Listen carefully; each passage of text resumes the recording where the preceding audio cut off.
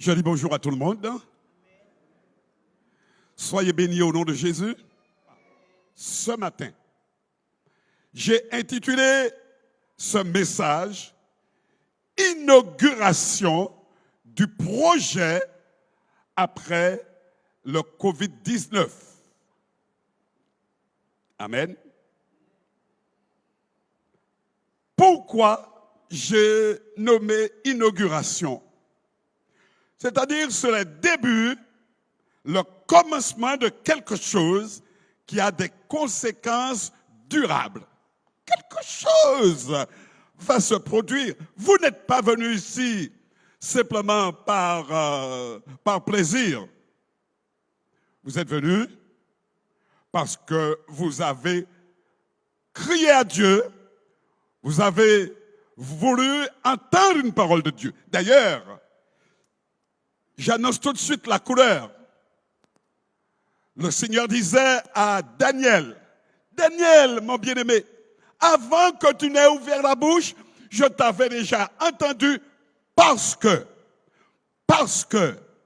tu as eu à cœur de t'humilier devant moi. Et surtout, parce que tu as amené un peuple à reconnaître son état. Et je rends grâce à Dieu parce que, chers bien-aimés, ce rassemblement, eh bien, c'est surtout pour renforcer ou fortifier cette assurance de transformation spirituelle en rappelant les actions réalisées et celles qui doivent arriver. Plusieurs parmi nous, mes bien-aimés, sont là parce que il y a un désir de changement, un désir de transformation, un désir d'aller plus loin. C'est vrai ou ce n'est pas vrai? Acclamez le roi des rois si vous êtes d'accord. On n'est pas encore arrivé. Mais le Seigneur nous donne cette possibilité de réussir si on crie à lui. Aujourd'hui, chers bien-aimés, c'est le jour de changer notre destinée.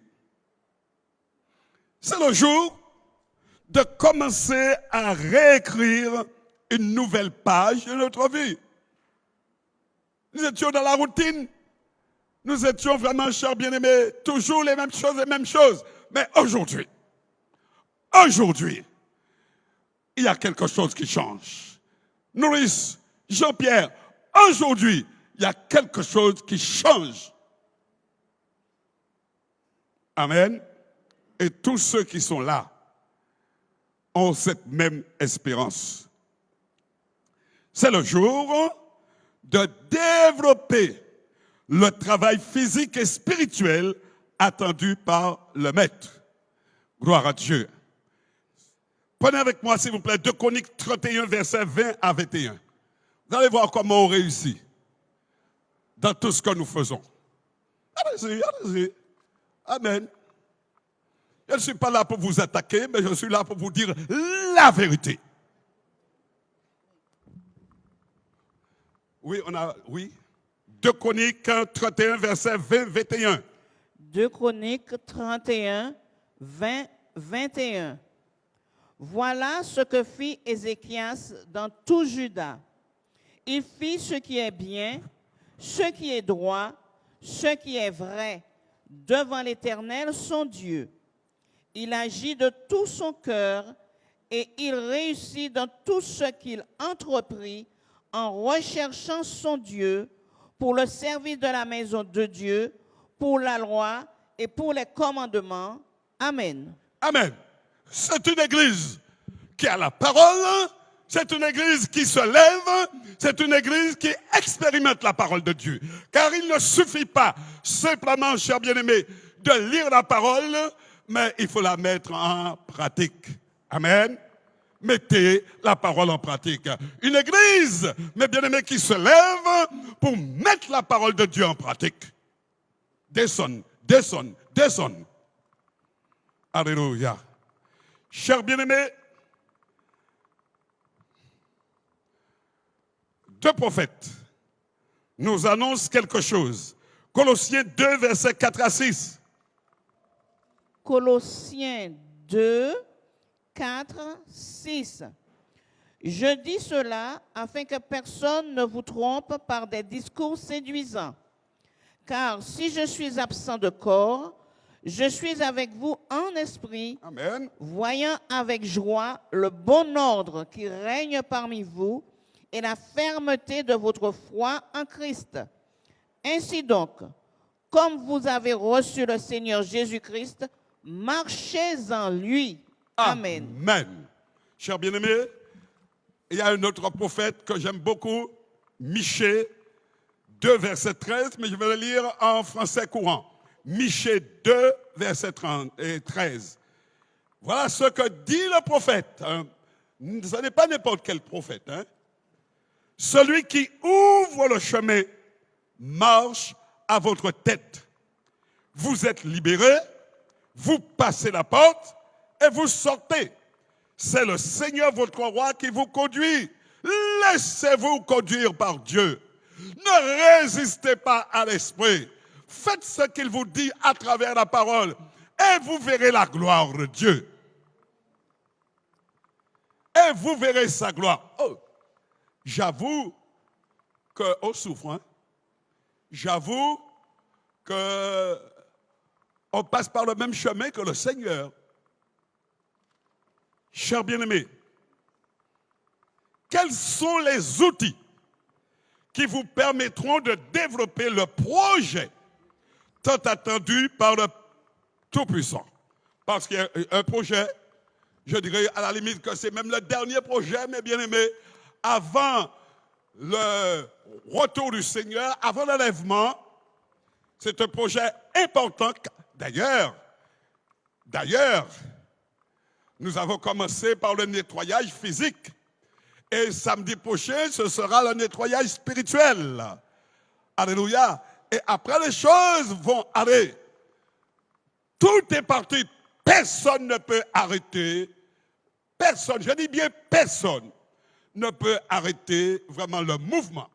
Alléluia. Aussi, chers bien-aimés, prenez avec moi le défi que Dieu nous lance. Romains 8, verset 19. Je ne prêche pas à vous seulement, l'Église, mais je prêche, je dirais, à un grand nombre, je dirais, d'églises qui nous écoutent, qui sont à l'affût. Qu'est-ce qu'il va dire? Quelle est la publication? Alléluia. Vous êtes attendus. Vous êtes attendus. Alléluia. Parce que vous avez été préparés dès le commencement. Levez-vous. Romains 8, 19. Aussi, la création attend-elle avec un ardent désir la révélation des fils de Dieu. Amen. Amen. Alléluia. Alléluia. Vous savez, aujourd'hui, c'est la confusion dans les églises. Parce qu'il n'y a pas, si vous voulez, de support, de repère. Alléluia. Mais le moment est arrivé maintenant. Alléluia. Où on doit, la gloire de Dieu, c'est de cacher les choses, mais la gloire des rois, c'est de sonder. Aujourd'hui, apprenez à l'église à sonder. Aujourd'hui, mes bien-aimés, alléluia, qu'aucune action physique ne se passe uniquement par les sentiments de nos cœurs. Parce que les sentiments de nos cœurs vont nous amener, mes bien-aimés, à la destruction. Il n'y a pas beaucoup d'amen, ce n'est pas grave. Noé a prêché pendant 120 ans. Il n'y a pas eu beaucoup d'amen. Alléluia. Parce qu'il dérangeait. Il dérangeait. Alléluia. Chers bien-aimés, nous avons perdu, je répète, la vision. On est là pour vivre pour soi-même. Mais le Seigneur nous dit, va chercher ton frère. Va chercher ton frère. Esclave, dans la drogue, dans la perdition. Va les chercher.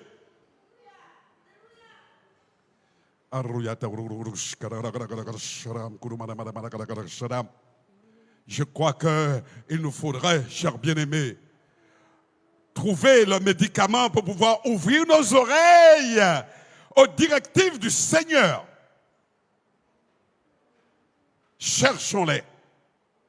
Merci, ma sœur. Chers bien-aimés, le support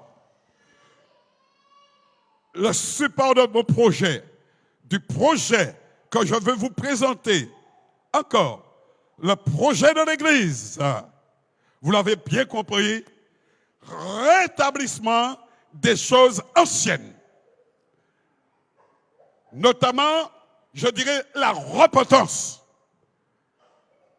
Repentez-vous. Acte 3, verset 19 à 21. On est trop à l'aise. Une église trop à l'aise.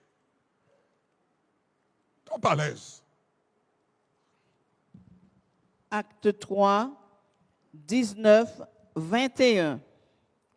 Repentez-vous donc et convertissez-vous pour que vos péchés soient effacés, afin que des temps de rafraîchissement viennent de la part du Seigneur et qu'il envoie celui qui vous a été destiné, Jésus-Christ, que le ciel doit recevoir jusqu'au temps du rétablissement de toutes choses dont Dieu a parlé anciennement par la bouche de ses saints prophètes. Amen. Amen. Rétablissement, renouvellement, réparation, ravalement. L'Église a besoin d'être nettoyée. Nous avons commencé, mais ce n'est pas terminé. Et il faut aller jusqu'au bout. Parce que les choses physiques, mes bien-aimés, doivent être accompagnées des choses spirituelles. C'est pourquoi il faut nettoyer. Il faut nettoyer. Il y a quelque chose à faire. Vous êtes vraiment dans la légèreté. Votre vie doit être une vie de prière. Toujours prier. Prier sans cesse. Prier sans cesse.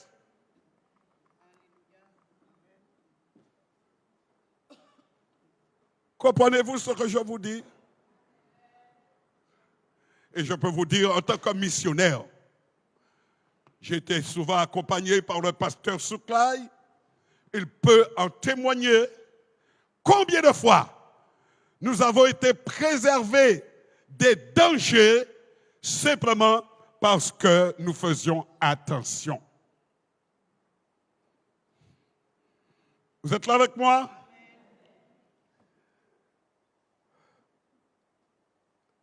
Chers bien-aimés, le monde a besoin de vous. Vous ne pouvez pas savoir combien d'enfants que nous avons. Partout, surtout les frères haïtiens, ils sont partout et ils réclament de l'aide spirituelle. Ils réclament de l'aide. Ils réclament de l'aide.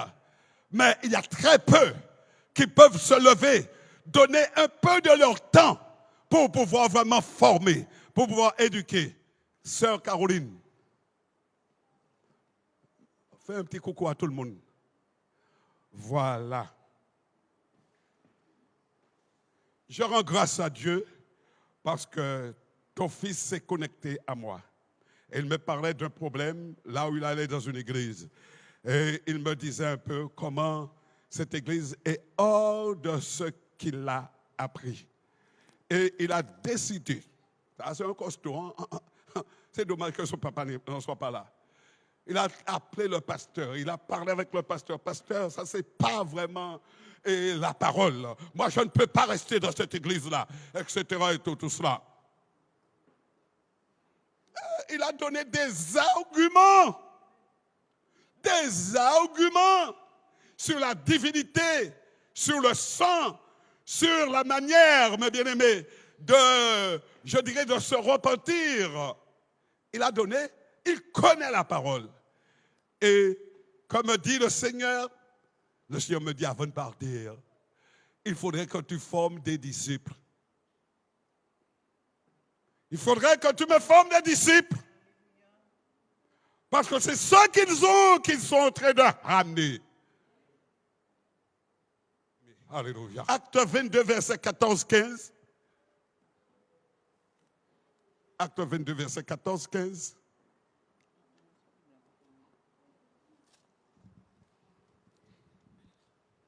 Acte 22, 14, 15.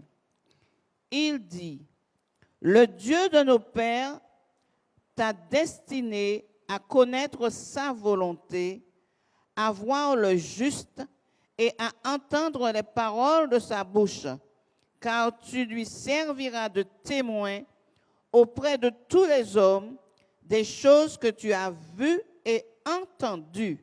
Amen. Amen. Témoin, témoignage. Alléluia. Il faut que les hommes qui ne sont pas vraiment de Dieu puissent s'appuyer sur vous, parce que vous leur direz, voilà ce qu'on peut obtenir avec le Dieu vivant. Voilà, mes bien-aimés. Alléluia. Ce n'est pas, il n'y a pas de conte de fées. Permettez-moi de vous le dire. Il n'y a pas de conte de fées. La parole. Oh, c'est dommage qu'il n'y ait pas une pierre là. Lorsque Moïse était dans le désert, il y avait le peuple, il y avait plus de millions de personnes avec lui.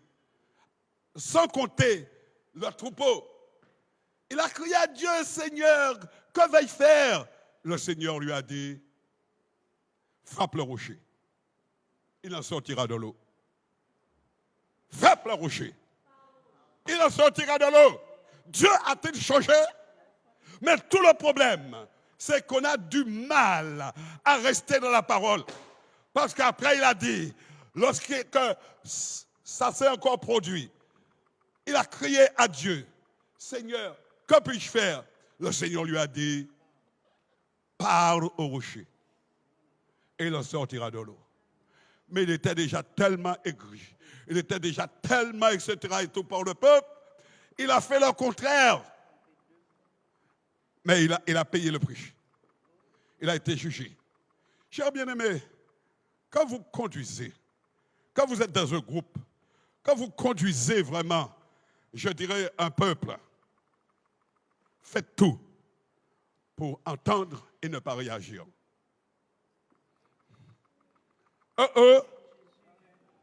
Entendre et rester dans le calme. Entendre et ne pas être piégé. Mais pour cela, mes bien-aimés, vous devez mener une vie de prière. Parce que le diable utilise, alléluia, simplement pour que vous puissiez perdre la bénédiction. Surtout les serviteurs. Surtout les serviteurs. Parce qu'ils sont un problème pour le royaume de Dieu.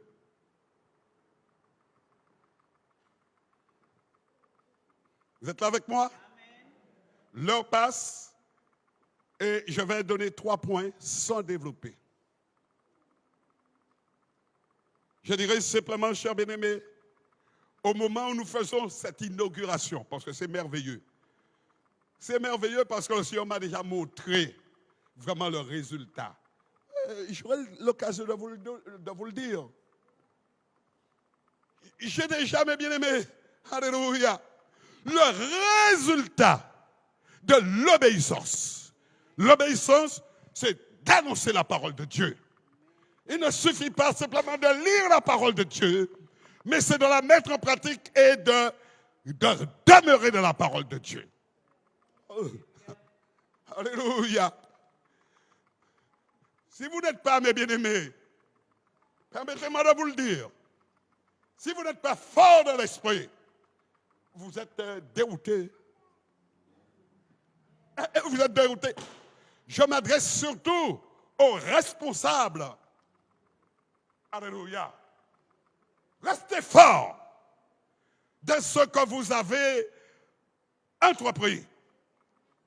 Alléluia. Vous pouvez vous tromper, certes, mais lorsque vous avez reconnu que vous vous êtes trompé, repentez-vous. Demandez au Seigneur de l'aide et il vous donnera de l'aide. Vous êtes là avec moi? Ne croyez pas que vous êtes déjà arrivé. Ce n'est pas vrai ça. Est-ce que vous croyez que vous êtes déjà arrivé? C'est à ce moment-là, on vous fait monter puis bim. Waouh! Alléluia. Vous n'êtes pas encore arrivé. Alors humiliez-vous. Descendez. Je suis en train de parler, mes bien-aimés, de cette nouvelle église qui est déjà sortie de terre. L'apparition, l'inauguration de cette nouvelle église par le projet. Donc, 3 points que je vais simplement noter. D'abord, cette épidémie COVID-19 a montré que cette génération a oublié Dieu. Cette génération a oublié Dieu.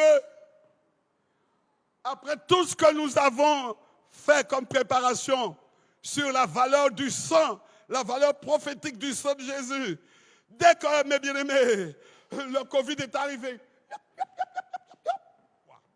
incrédulité. Incrédulité.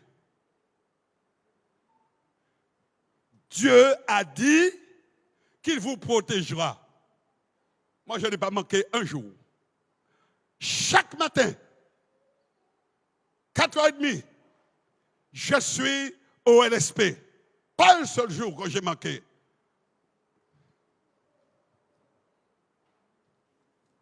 La foi. La foi en la parole de Dieu. Chers bien-aimés. Oh, alléluia. 1 Timothée 4, verset 1. Je vais aller vite. 1 Timothée 4, verset 1. Ceux qui veulent de plus, après, vous me demanderez l'étude, je vous la donnerai. Oh!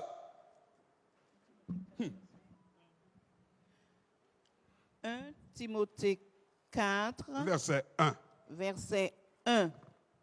Mais l'Esprit dit expressément dans les derniers temps, quelques-uns abandonneront la foi pour s'attacher à des esprits séducteurs et à des doctrines de démons. Amen. Amen. Il y a encore plusieurs versets, mais que je n'ai pas le temps de lire. Deuxième chose, chers bien-aimés.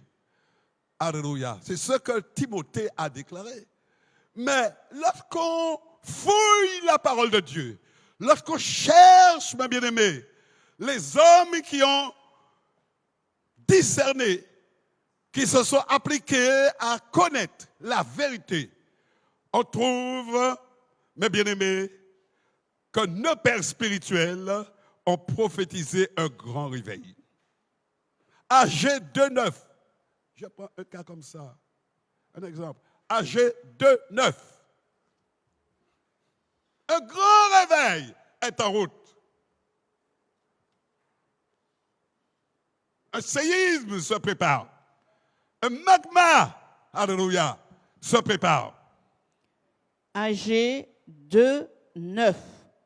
La gloire de cette dernière maison sera plus grande que celle de la première, dit l'Éternel des armées, et c'est dans ce lieu que je donnerai la paix, dit l'Éternel des armées. Amen. Troisième point, mes bien-aimés, je vous ai dit que je ne vais pas développer.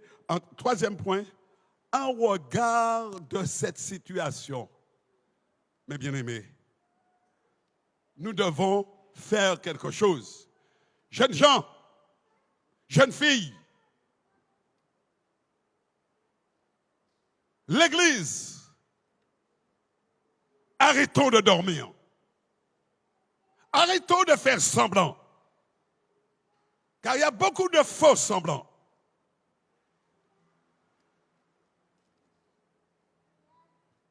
Lève-toi et dis, Seigneur, je te sers. Acte 17, verset 6.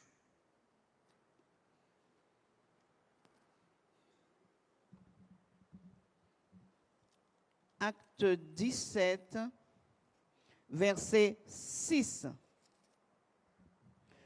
Ne les ayant pas trouvés, ils traînèrent Jason et quelques frères devant les magistrats de la ville en criant, « Ces gens qui ont bouleversé le monde sont aussi venus ici et Jason les a reçus. » Amen.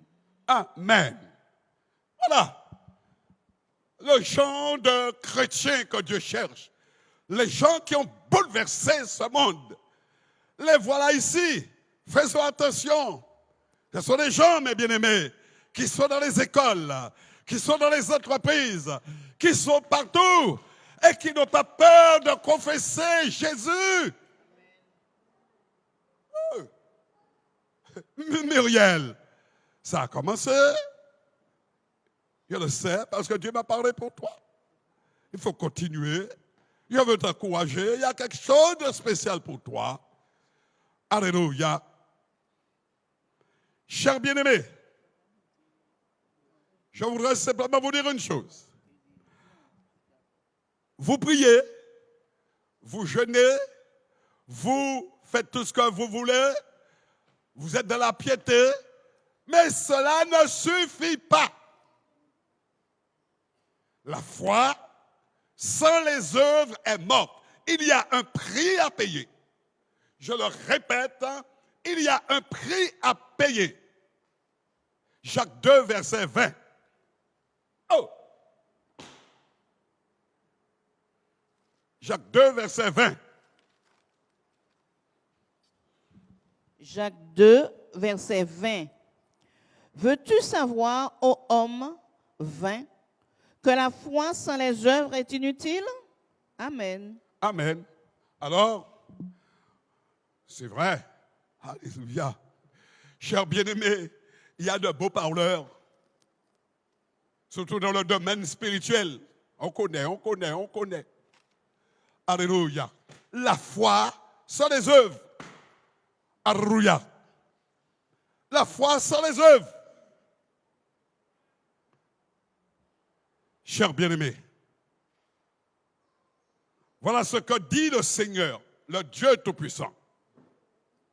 Vous ferez tout d'après le modèle. Tout, il n'y a qu'une seule église. Chacun a sa dénomination, ceci, cela, etc. Et tout, sa doctrine. Tout cela, ce sont les œuvres des hommes. Mais il n'y a qu'une seule, il n'y a qu'un seul Seigneur. Et voilà ce que le Seigneur dit à Moïse, et Moïse nous le dit à nous-mêmes aussi. Exode, alléluia. Non, Acte 7, verset 44. Acte 7, verset 44. Acte 7, 44. Nos pères avaient au désert le tabernacle du témoignage, comme l'avait ordonné celui qui dit à Moïse de le faire d'après le modèle qu'il avait vu. Amen. Gloire à Dieu. Un modèle. Et il y a ce qu'on appelle en technologie la notion de traçabilité. C'est-à-dire que lorsqu'une œuvre est créée selon le plan de Dieu, on doit retrouver tout le cheminement. Tout le cheminement. Et aujourd'hui, il y a des gens qui se plaisent, comme dans l'Ancien Testament, à changer de modèle parce que c'est beaucoup plus à l'aise. On fera comme on veut. Mais je mets en garde. Alléluia. Un roi dans l'Ancien Testament nommé Achaz change de modèle. 2 Rois 16, verset 10-11. Et puis j'en ai terminé. Gardez le modèle. Ne changez pas le modèle. Parce que vous ne passerez pas. 2 Rois 16, 10-11.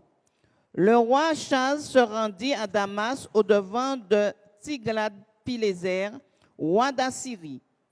Et ayant vu l'autel qui était à Damas, le roi Achaz envoya au sacrificateur Uri le modèle et la forme exacte de cet autel. Le sacrificateur Uri construisit un autel entièrement d'après le modèle envoyé de Damas par le roi Achaz, et le sacrificateur Uri le fit avant que le roi Achaz fût de retour de Damas. Amen. Amen. La nature, le cœur de l'homme, la méchanceté de l'homme. Mais le roi Achaz a payé les conséquences. Mais heureusement, il y a des hommes de Dieu que Dieu met à part pour réparer. Et nous allons voir David qui va se lever et il va montrer comment il répare. Alléluia. 1 Chronique 28, verset 19-20.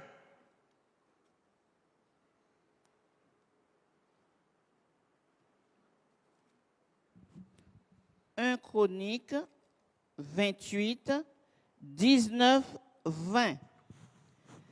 C'est par un écrit de sa main, dit David, que l'Éternel m'a donné l'intelligence de tout cela et tous les ouvrages de ce modèle. David dit à Salomon, son fils, fortifie-toi, prends courage et agis. Ne crains point et ne t'effraie point, car l'Éternel, Dieu, mon Dieu, sera avec toi et il ne te délaissera point. Il ne t'abandonnera point jusqu'à ce que tout l'ouvrage pour le service de la maison de l'Éternel soit achevé. Amen. Amen. Chers bien-aimés, que Dieu vous bénisse.